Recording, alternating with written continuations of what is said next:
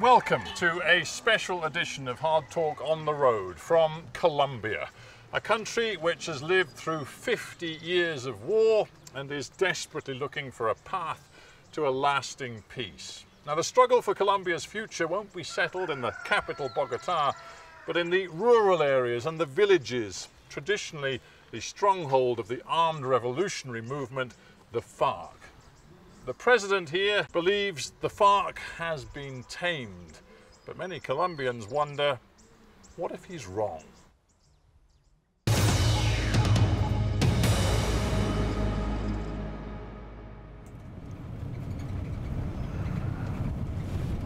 From the Caribbean coast to the Amazon basin by way of the Andes Mountains, much of Colombia is hard to reach by road. But 5 decades of guerrilla war have spread suffering right across this land. At the height of their powers, the FARC made driving on Colombia's roads outside of Bogota a nightmare. Guerrilla roadblocks and hostage-taking were grim facts of life here. But in recent years, the FARC have been pushed right back deep into the jungle. And on this road today, well, the only roadblocks are run by the Colombian army.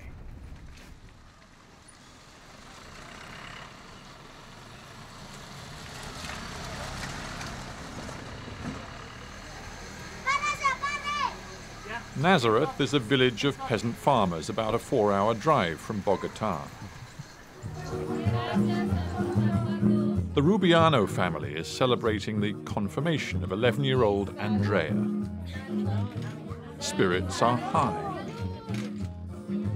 There's hope that Nazareth's children won't have to live with the fear, suspicion, and violence experienced by previous generations.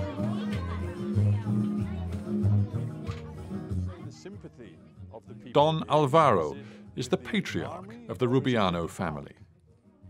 Sí, esto ha sido zona de conflicto toda la vida. La guerrilla, por ejemplo, viene a que le hagan un favor, que le sirvan, y si no les colabora, baila. Y el ejército también la misma cosa, tiene que colaborarles. Entonces aquí vienen a dos juegos, aquí el campesino, el trabajador. What do you feel about the peace deal between the government and the FARC? Do you think it is a good thing, or does it make you nervous? Pues que hubiera el proceso de paz sería una cosa buena. Pero toca esperar si se hace o si no se hace. Porque hay mucha gente que no cree eso, el proceso de paz. Porque le voy a decir una cosa, la gran oligarquía colombiana no acepta lo que la guerrilla les dice. Ni la guerrilla les acepta a los oligarcas colombianos, a ningún capitalista. Entonces ahí está el detalle. ¿Qué paz puede haber ahí? Our presence in Nazareth prompted a visit from soldiers based nearby. These days, the FARC threat is much reduced, but there's still uneasiness around strangers. The most ardent believer in Colombia's peace process is President Juan Manuel Santos. Last September, he flew to Havana. Under the gaze of Raúl Castro, he shook the hand of the leader of the FARC, known as Timochenko. These images electrified Colombia. It was an extraordinary reaching out to a group who've waged war on the state for 50 years. Colombia's Armed Revolutionary Front was formed in the mid-60s. Marxism and guerrilla warfare came together in a bid to overthrow the country's ruling elite and the almost feudal distribution of land and wealth.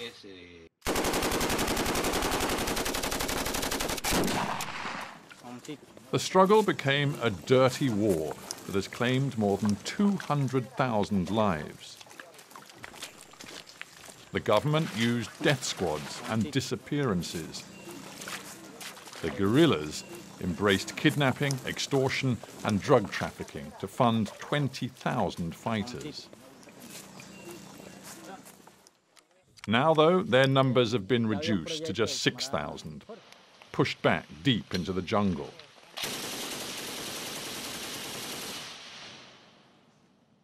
But their leader, Comandante Timoshenko, is defiant. Se nos dice que es que llegamos a dialogar porque estamos derrotados. Nada más falso. Para el revolucionario nunca hay derrotas. Por más dura y difícil que sea la situación, para un revolucionario nunca hay derrotas.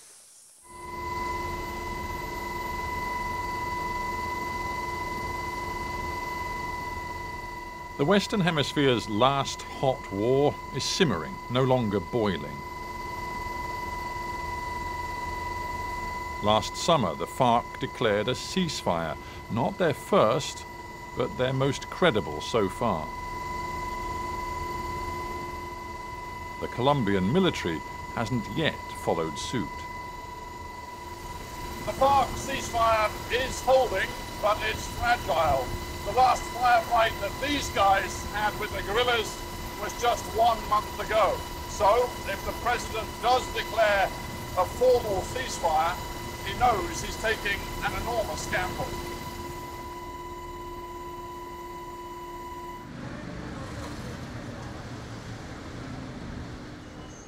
Colombia has a population of 46 million. It has a growing economy and vast untapped potential. But 50 years of war have cast a dark shadow. In the center of Bogotá, there are reminders of people lost in past atrocities. The government classifies 7 million people as victims of the conflict. I spoke to one former captive held in the jungle for years.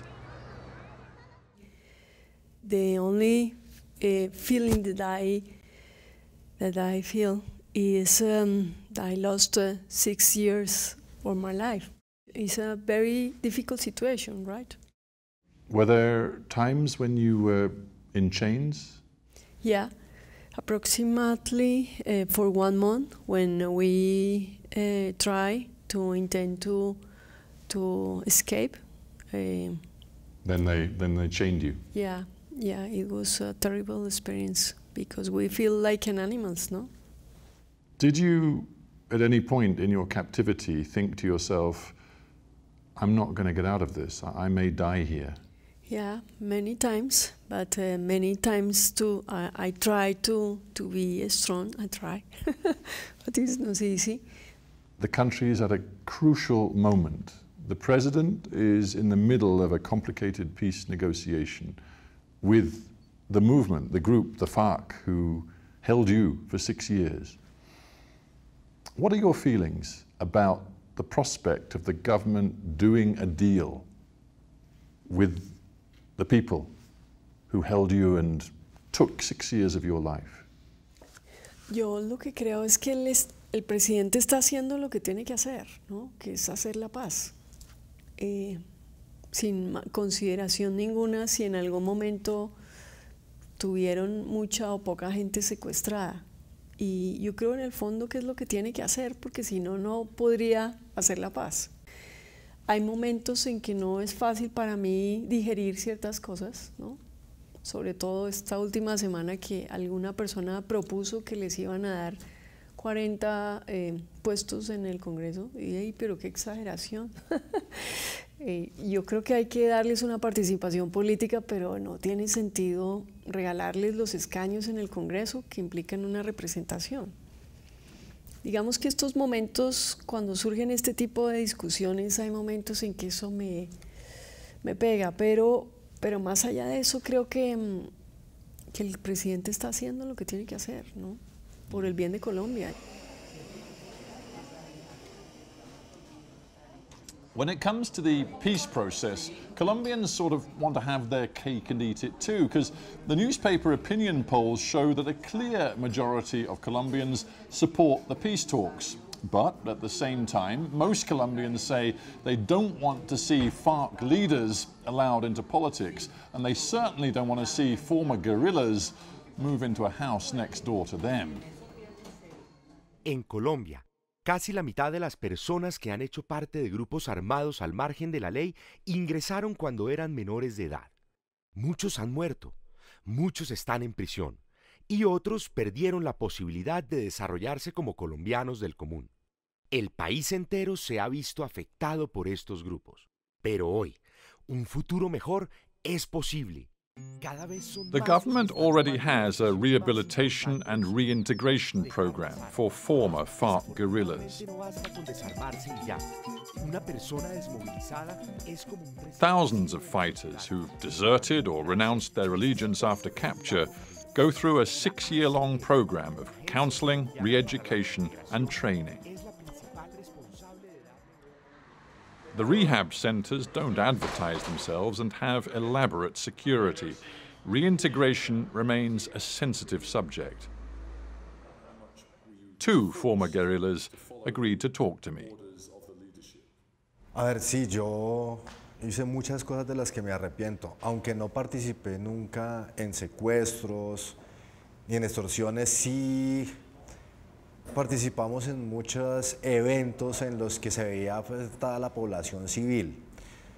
A sumarle a eso, aunque yo nunca me fui convencido de una ideología política, si bien es cierto que yo sí he estado de acuerdo en algunas cosas del socialismo y de la ideología de la FARC, no totalmente todo, no en todo estaba de acuerdo con ellos.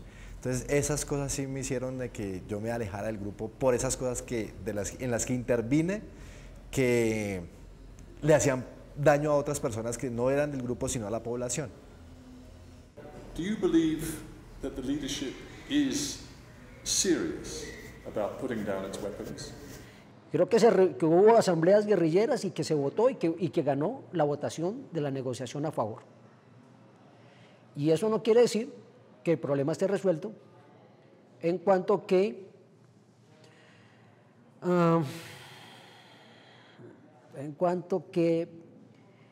la complejidad del camino andado en 50 años, en los últimos 25 años, muchos tipos de relaciones con muchos tipos de negocios pueden complicar muchísimo esto, porque esos intereses y esas relaciones pueden complicar el proceso adentro.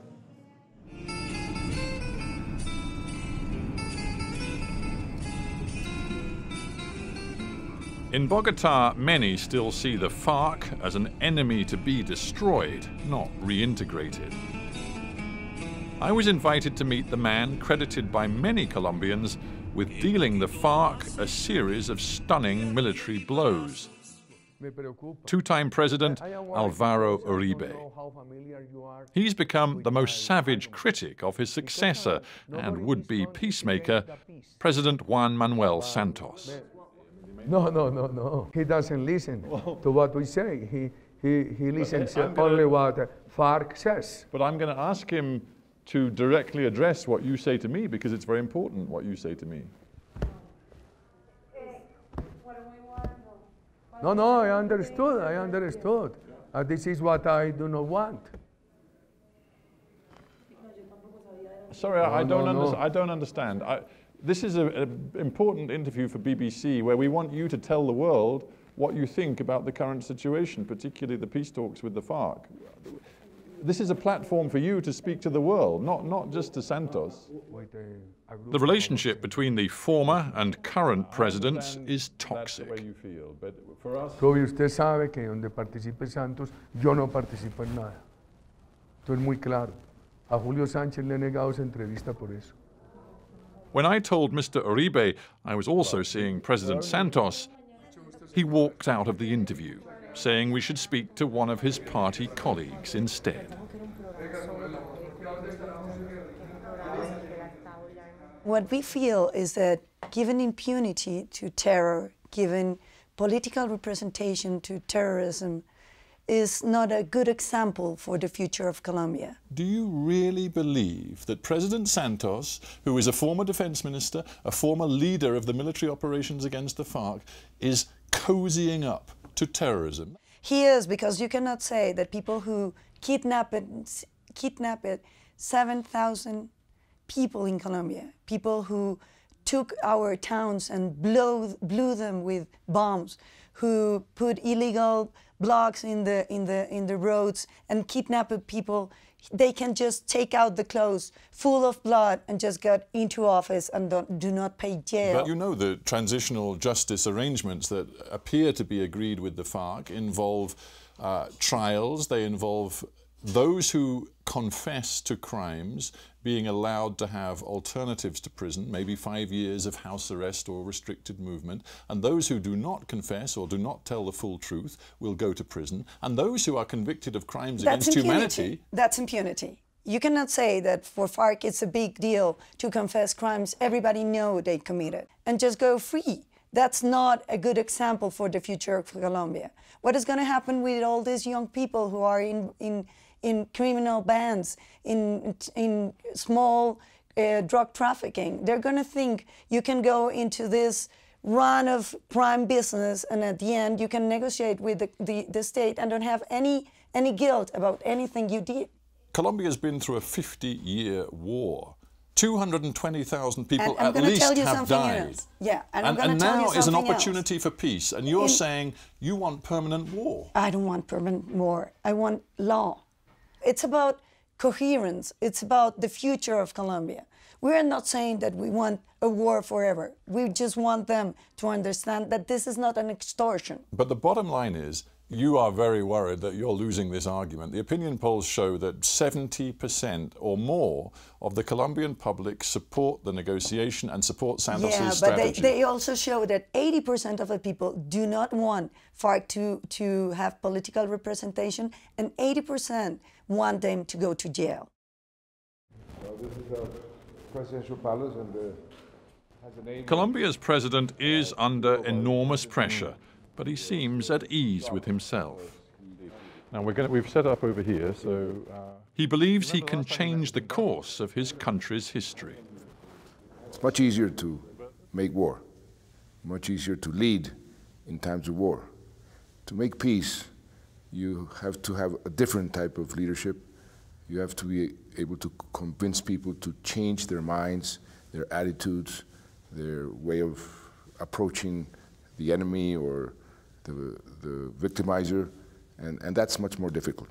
Tell me about that historic handshake with the leader of the FARC, Timochenko, in Havana in September.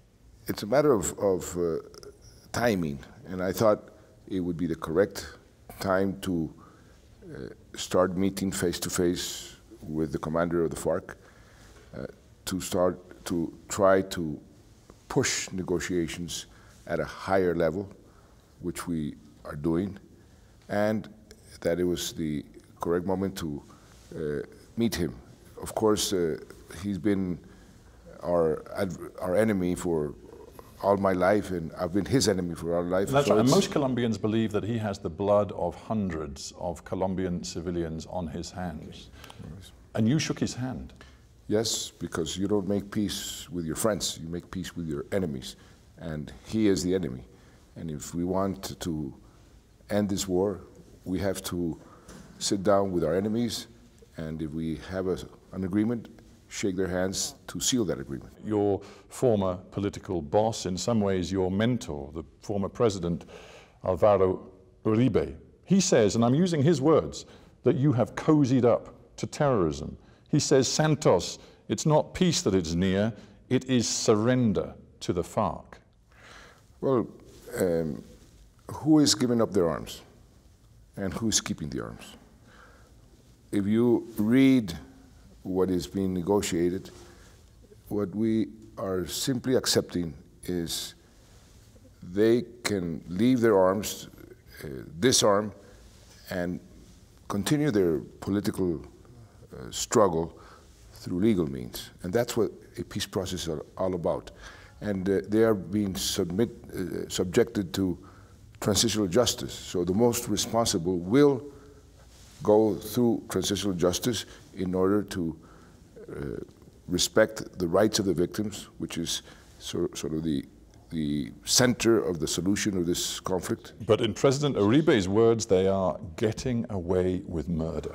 Well, if you analyze what President Uribe has been saying, you will come to the conclusion that he's been a bit emotional. 220 20,000 people died in this war. It lasted 50 years. People are emotional. But that's exactly why we are trying to reach a peace agreement. So we don't have to have 220,000 more victims. A war is a factory of victims, and I want to stop that factory. I just wonder on a personal level how you feel about the victims, those whose parents were perhaps murdered, those who saw their own children wiped out in massacres of villages. How do you explain to them that you believe it's important to give the FARC dignity? The victims are my strongest allies. The source, the principal source of the support I have are the 7.5 million victims. I talk to them every single day. And talking to them is what gives me more energy to continue and persevere in the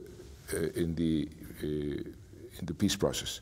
The big question for Colombians is how this plays out early next year. You have said that you want a deal by the end of March 2016. We have agreed with the FARC that by the 23rd of March, we should sign the final agreement. You've committed to what you call a plebiscite or a referendum where the final decision will be with the people of this nation. Yes. So when will that happen? That will happen after we sign the final agreement. If we sign the final agreement between around March, let's say, then the plebiscite would be done a couple of months afterwards. We need to have time to explain to the people what the agreement is all about. But that... and the people can say, no, we don't like it, and then there's no deal. What? Yes. After all of this, yes, the years of negotiation, you yes, saying that this is vital for the yes, future of your nation, you're telling me that if the public vote against it, you'll just walk away? Yes, because that's what the commitment I made since the very beginning. The people, with respect, Mr. President, you will have to resign at that point. Well, I will be in a serious difficulty, but I am absolutely convinced that the overwhelming majority of the Colombians will support me, will support this peace process.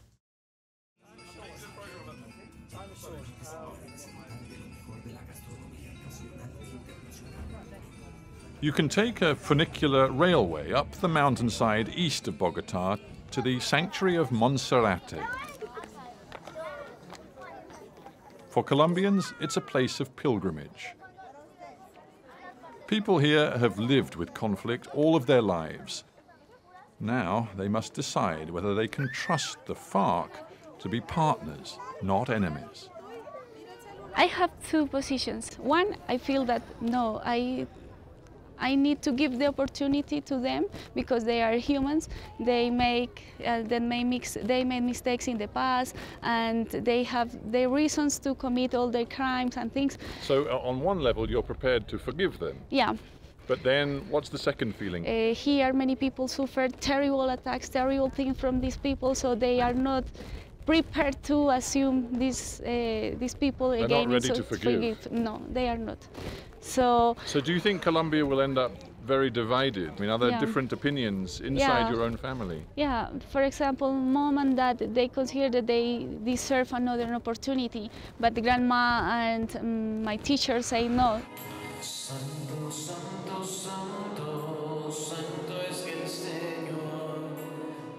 Colombia may be emerging from decades of darkness. But 50 years of war have left a legacy of pain and hate. There are wounds here that will take many years to heal.